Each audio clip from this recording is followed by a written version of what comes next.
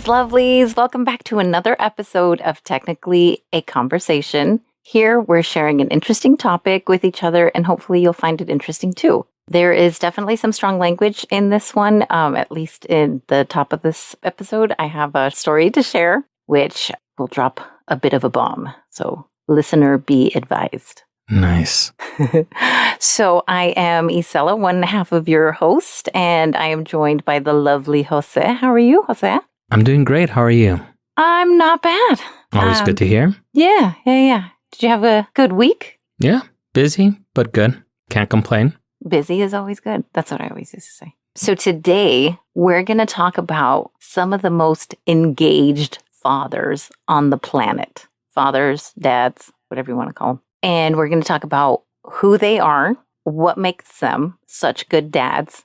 We're also going to touch on some mental health and maybe like a possible impact from these strongly engaged fathers and maybe like what that might have as far as like a mental health impact from these wonderful relationships, really. So you ready to get started? Let's do it. All right. So first, let me ask you a couple of questions. Uh-oh. We're going to get a little personal because we're going to talk about dads. How do you not get personal if you're going to talk about dads? So how has your dad been with you? Like, what are some of the really nicest things he's done for you? I can definitely say that my relationship with my dad is stronger now than it was when I was younger. When I was younger, my dad was mostly working. So, I know that he loved us and he did, whatever he could for us. But, for the most part, he worked, and when he would get home from work, he kind of just wanted to, do his thing, watch TV, drink his beers. I think now that I'm older, we can definitely converse more than we ever did as kids. I can really relate to you on that. My dad was always working overseas. So at least when I was growing up, so he wasn't really around to bond with him much. And then when he would come home, it was always like my mom would tell all the stories of like, oh my God, just wait till your dad gets home. I'm going to tell him about this and that. And you're like, oh no, So he would come home and we hadn't even seen him in months and months. And all of a sudden he comes and just like lays down the law. We're like, oh no, Dad's in town. He's going to spank us.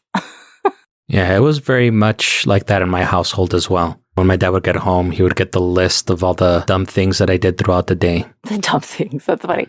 Well, we're just kids. That's just what we do. I get it. So now your relationship with your dad has changed and it's definitely closer then, right? Yes. Okay. That's really good. Same thing here. I know my dad's always kind of like willing to help, even if I don't even ask him to help. There was one time that I had just mentioned that the faucet it didn't seal properly. Like you kind of had to move it a certain way and then the water would stop dripping. And now that my dad's been retired for some time now, he likes to do these cool little handyman things. And I had told him, I said, oh, well, there's something wrong with my faucet. And he's really funny. He was like, oh, I'll go look at it. I'll go look at it. And this was pre-pandemic. I was still going to work and stuff like that. And so he had come over while I was at work. And when I came back, I said, were you able to fix it? And he says, yeah, I couldn't really fix it. So I just bought you a new faucet. You owe me $90. I was like,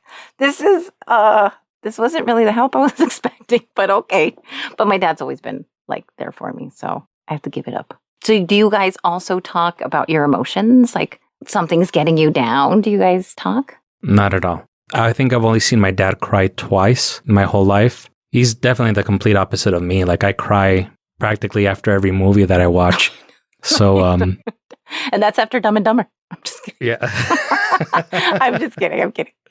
Maybe not Dumb and Dumber, but we're so different, my dad and I, when it comes to our emotions. My dad, I think he was the opposite of how your dad is. But in a way, I kind of don't blame him because he kind of made me self-reliant. Like I remember one of the first times after my parents got divorced that I stayed over at his house, he told me, hey, mijo, do you have any dirty laundry or anything? And I was like, yeah, let me bring it. So I went upstairs and I got my clothes and I brought it downstairs. He's like, okay, I'm going to show you how to use the washing machine. I was expecting he was going to do the laundry for me. At a very young age, I knew how to use the washing machine and the dryer. Oh, wow. Do you remember how old you were? Maybe like 14 or 15. Oh, yeah, that is rather young. Okay. I remember the first time I got a flat tire, I was stranded in the middle of the freeway. I pulled over and I walked over to like the nearest gas station, which it had to be over a mile. It was their near executive. So tell me, it was the dead of heat too. It was like the peak of the summer. It was getting there. I was on my way actually to a graduation. So get the flat tire. I go to the gas station. This is before cell phones. So I got a quarter. I went to the gas station. I called my dad. I told him, Dad, I have a flat tire. He's like, oh, well, the instruction manual for the car is inside the glove box. So go back and read the instructions on how to change the tire. Oh, wow. And at the time, I was like, thanks, asshole. Especially after I had walked over a mile in the heat, having to walk all the way back to do it myself. And again, I was going to a graduation, so I was dressed kind of nicely. So yeah, by the time I got to the graduation, I was all sweating and I had oil stains all over my shirt from where I was lying down on the street. You did not look fly anymore. Well, I didn't look fly to begin with, but I guess you could say I looked less fly. Less fly. Wow. Well, you definitely learned a lesson. I mean, I understand the lesson that he's learning, but yeah, you're right. A part of me thinks that it would be nice if he did show you and was at least kind of like the coach behind you, like, okay, now put this underneath where you see the little gap and then you're going to crank the jack, or you know what I mean? No, it's always kind of been like that. Like when I graduated from high school, my dad was like, so mijo, what are you going to do now that you graduated from high school? Right. I was like, well, I think I'm going to go to college. He said, well, you better get a job because college is very expensive. I was like, oh, thanks, Dad. I too paid for my own college and worked a full-time job while going to school full-time. It was not fun, but I think that really built a certain character in us too, though. And I don't have any school loans. Like, how fucking fantastic. Definitely. And I do appreciate that now. But, while you're going through all that, going to school full time, working full time, getting home at 11 o'clock at night, being at school by 7 o'clock in the morning, you're back at school. You're like, this sucks, especially, when you talk to your other peers that, they're all going out to parties and doing all this fun stuff during college. And it's like, hey, do you want to go? I remember a lot of kids used to hang out at Hemingway's. So you want to go to Hemingway's after class? Nope, I can't. I need to go to work. Yeah, I know. I'm with you. When people in my class would talk about TV shows that were on or even funny commercials that they had seen, I was like from a foreign planet. I was like, I don't even know what you're talking about.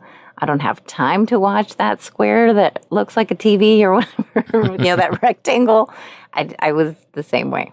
So then let's talk more like emotional support. So did he ever give you advice? Like, what was some of the best advice he's given you? That might take me a while too. Okay, I can share one of mine and then while you're thinking of yours. Okay. My dad's always been there like for me emotionally, now as an adult. But, before, like I said, he wasn't really around much. But I had just had my daughter, and I had a friend back in that time where, she and I were pretty close. But for some reason, after I had my daughter, she sent me a 3-page letter, handwritten letter.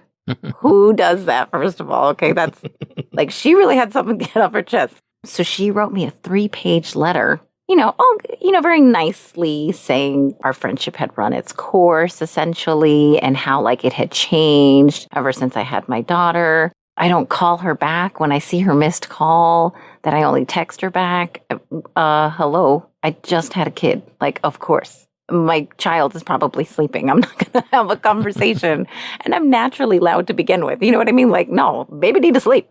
And probably so did mama. But I remember telling my dad about this 3-page letter. And in fact, he knew who she was too. So I said, oh yeah, this is, what she sent. And I said, can you believe it? And I remember telling him, I'm thinking I'm just going to write something back saying, of course I have less time, but our friendship shouldn't change. And, I was kind of like going into specifics how like, my availability, of course, was going to change. So I was going into like what I was thinking about responding. And then I asked my dad, I said, what do you think? And then I remember he was like leaning back in his like rocking chair and he's like listening to me. And then he was like, fuck her. And he said, he goes, she's not family. And he's like, don't even bother writing back. Oh my God. I was laughing so hard, mostly out of like the shock value. But then what he said was so dead spot on that I was like, you know what? I totally needed that brutal honesty. And I never wrote her back. But these are the kind of like advice nuggets that my dad gives me. You know what I mean? That was pretty priceless. Hopefully that gave you some time to think about maybe some great advice your dad shared. Usually the advice that I got was usually when I was being reprimanded for doing something. So I guess I had a tendency to act up a lot just because we kind of lived a very sheltered life. I always went to private school. I wasn't allowed to play in the front yard. I could only play in the backyard. So I couldn't even hang out with like the kids from the neighborhood. Right. I acted up a lot just because I would get bored. So, most of the advice I would get would just be like when my dad would be reprimanding me, like, think things twice before you act, things like that, really. Yeah, but very useful things. So that makes sense. So we can dive into who these great dads are that we'll be, I'll be sharing my little knowledge nuggets of my own. So these great dads are part of the Aka, AKA tribe. It's a Pigmy tribe. And they carry and cuddle their babies so much that they even use their nipples as pacifiers for their own babies. Wow. Yeah, I figured this would be a little bit of a shock value, but this is it's kind of touching and like kind of shocking at the same time, right? Yeah. So these fathers in the Republic of Congo spend tons of hours with their babies, and they were found to be just as nurturing and as playful as their mothers, which is so weird. When I was reading this article, I was like, I understand the words, but I don't understand the words together. You know what I mean? So Barry and Bonnie Hewlett, they studied this specific tribe for decades in the Congo. Bonnie Hewlett studied specifically the father-child relationship, and then she also compared them to the dads in America and other Western nations, where, generally speaking, they are more emotionally detached, and the mothers are viewed more as the guiders, the teachers, and they're definitely the ones that are more emotionally attached to the child. She saw that men in the Western world rock their babies strongly, almost shaking them in a playful manner, but it's a very aggressive kind of, bonding, I guess. And she also said that she would witness a lot of men, or fathers really, throwing their child in the air as their version of quote-unquote fun play. And she also said that this is definitely the Western dads, and that Aka fathers don't really do this at all, ever. Children are cared for so much when they're babies. The babies never really touch the ground for the first full year. They're carried so much. Wow. Yeah, isn't that kind of cute? They are also never put to bed in another room for that first year. The whole year, they sleep in the same room. They receive constant attention and skin-to-skin contact, which parenting experts, they advise this close skin-to-skin contact to help solidify these familial bonds from a really young age. And these fathers were observed to spend, hold on to your hats here, 47% of their time with their kids. That is almost half of their time with their kids. Isn't that especially coming from where we came from, is so different. Yeah. And when they did spend this 47% of their time, it was never more than an arm's length away from their child. That's just how not only emotionally close they are, but they are physically close to their child. Once I read that stat, I was like, okay, yeah, not really impressed with the dads that change a diaper here and there a couple of times. You know what I mean? No, definitely. It's a huge difference between the cultures. Yes. Which leads me to think about the correlation of the mental health, which we'll dive into in a little bit. And fun fact inside the fun fact, a very close second place are Swedish fathers who spend 45% of their time with their children. Shout out to the Swedes if we have any fans there. That explains why they are some of the best death metal bands. Are they? In my opinion, they are. Most of my favorite bands or death metal bands specifically are from Sweden. I feel like that would actually be contradictory because then they don't have a reason to be upset. Whereas death metal is a lot of angst, a lot of anger. My dad didn't love me, that kind of stuff. Not necessarily. I was thinking about it more in being supportive because you have somebody to be supportive of you, somebody to encourage you. That's true. Yeah, and they flourish. Absolutely. Yes. Now I get it. Okay. Yeah. I was thinking as a Westerner, and now I see it in the more supportive, point of view. So this pygmy tribe, they're far more likely to kiss and cuddle their children than women, the mothers. To think that we probably know some people that have never heard their dads tell them the words, I love you, much less get a cuddle or a kiss from them. Are you kidding me? I know, I feel like this is Opposites Day or something. It is, right? Like, what kind of a beautiful world would we really be living in if kids were fully emotionally supported from like both sides? And this is generally speaking, of course, there's always exceptions, right? So during the same long study from the Hewlett couple, they found that these fathers, not only were they less likely to play with their kids in a rough manner, but they were also way more likely to be emotionally open and get clues of the emotions on their face. Now, this is me inferring. I think this comes from knowing your child so well that any little contortion of their face, and you're like, oh, something's wrong. Do you know what I mean? Micro expressions. There is a word for it. Okay, thank you. I was like, there's got to be a word for this. I don't even know. I don't even know what this is. 10 years of paying through college. Hey, oh, that's right. So you have a psychology background, right? I do.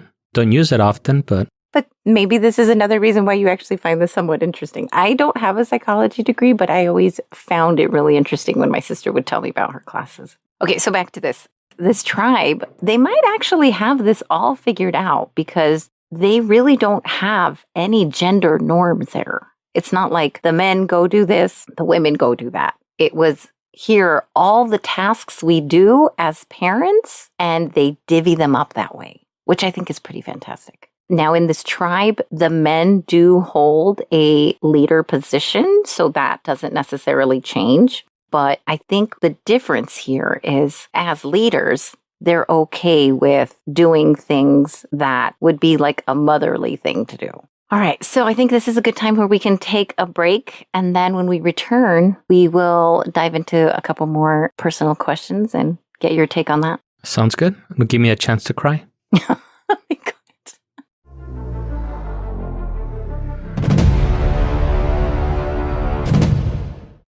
You don't have to go through a boom tube to get a Granny Goodness tube steak.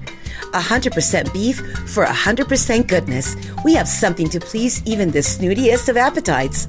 Try our classic hot dog or hot sausage for something that's filling while on the run. Or our beef patty when you want to enjoy your meat snack with two hands. And for our vegan friends, our hot pretzel is sure to satisfy. Our prices are something your wallet will also like. The all-beef Granny Goodness Franks are only $1, 2 for $1.75, and the hot sausages are only $1.50. Price and participation vary. Tax not included. See our food cards for details. Serving the greater Central City downtown area. Member DCEU.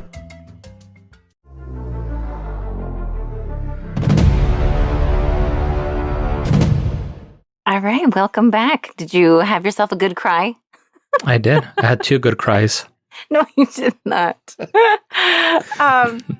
So, as I mentioned, I wanted to get into a couple of more personal questions as well. Have you ever changed a diaper? Just kind of curious about like your take now. I did actually. For the one that I can remember the most is for my youngest sister. Okay. I want to say I changed her first diaper when we were at the hospital. Oh, so this was like really early initiation. I was in my early 20s. Wow, that's very cool. So along those same lines, when they told you or asked you, how did you feel about that? Did you have any kind of like gender norm type of feelings? It wasn't the most comfortable thing. I can say that. Right.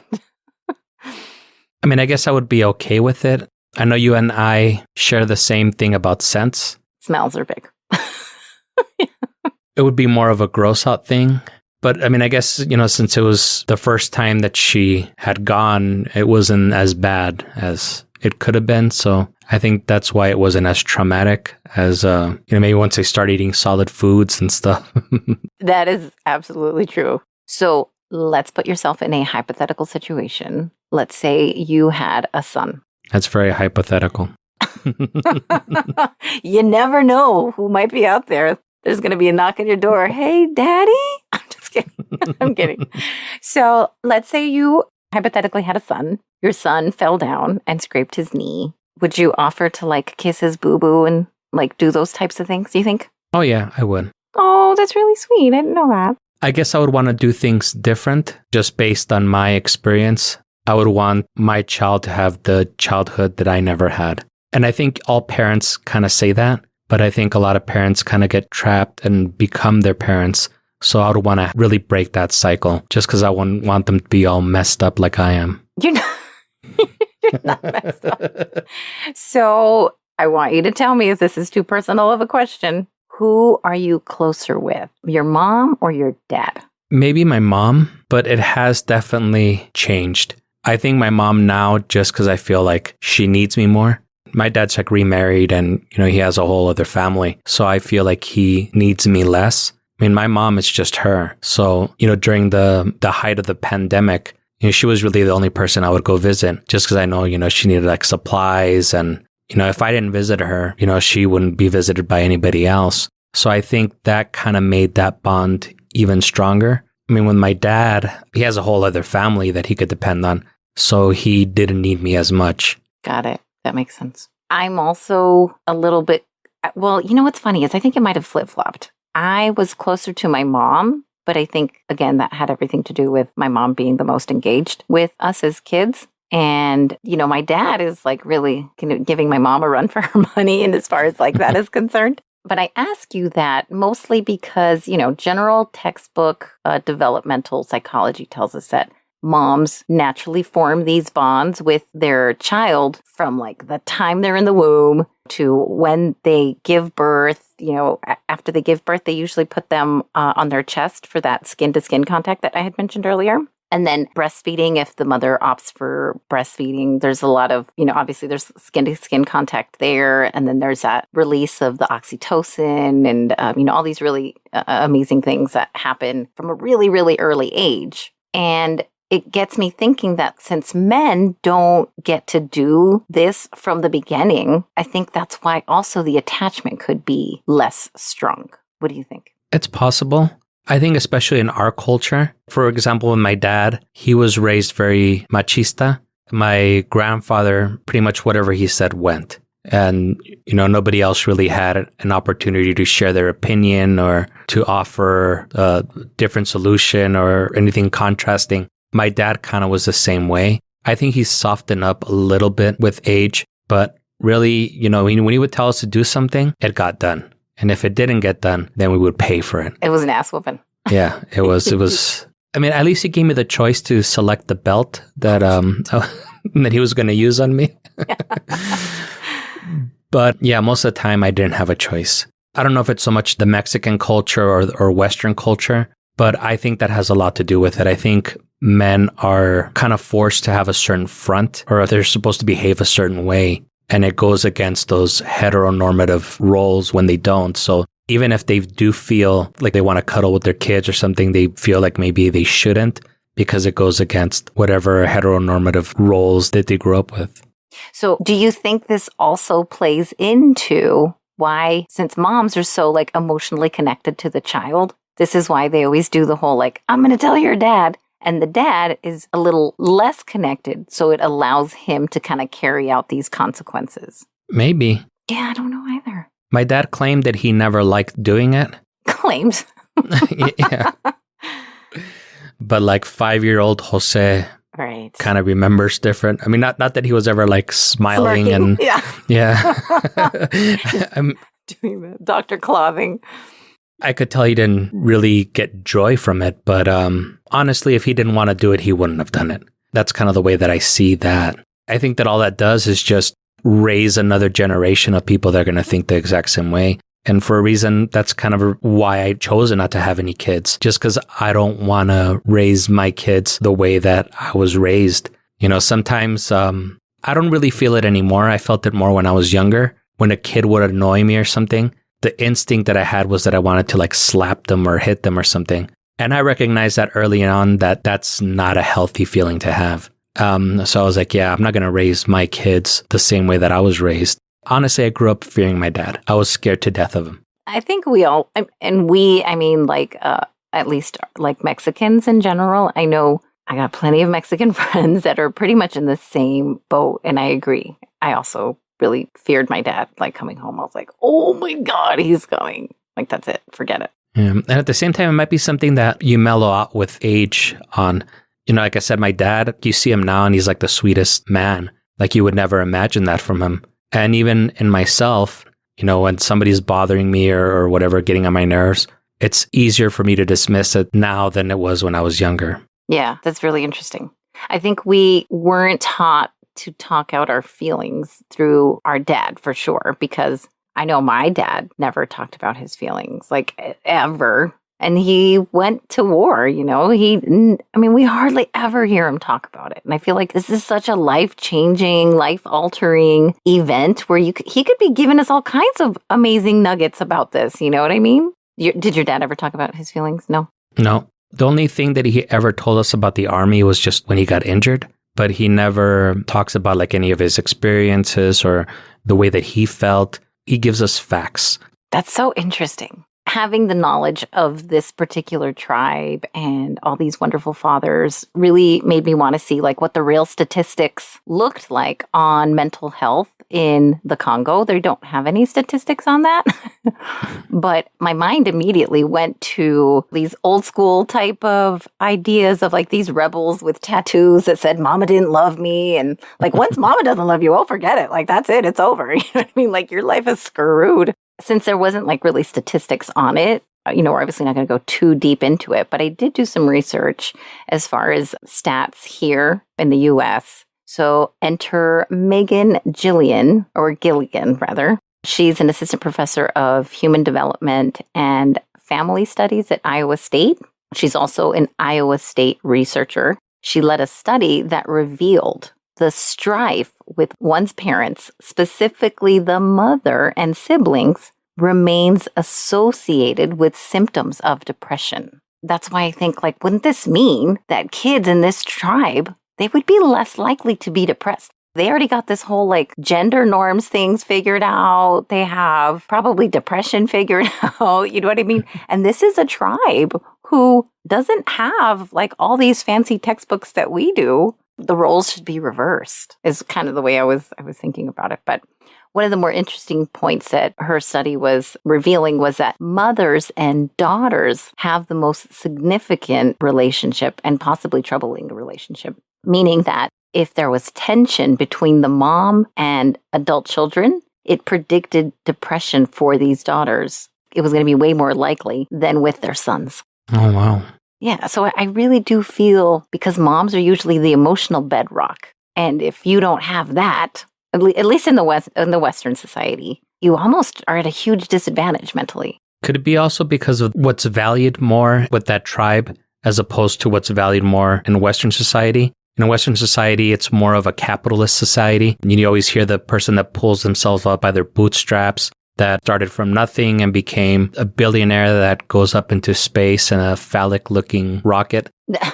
That's funny. But perhaps in those African tribes, being an entrepreneur is not what's valued. What's valued is family. So that's what they put most of their effort towards. That's a really good point. I almost wished I would have researched where that phrase comes from, the whole like pull yourself up by your bootstraps type of thing. But you're right. I think that has a lot to do with it. Like now we're almost praising the people that just like shut down your feelings and just keep going and keep going through it. And you're going to get to success and sex. I mean, I think that's another reason is success to us means like you have a big house. And what do you have a big house for? You're never there. You're always at work or something like that. You know what I mean? Very true. That's a very good point.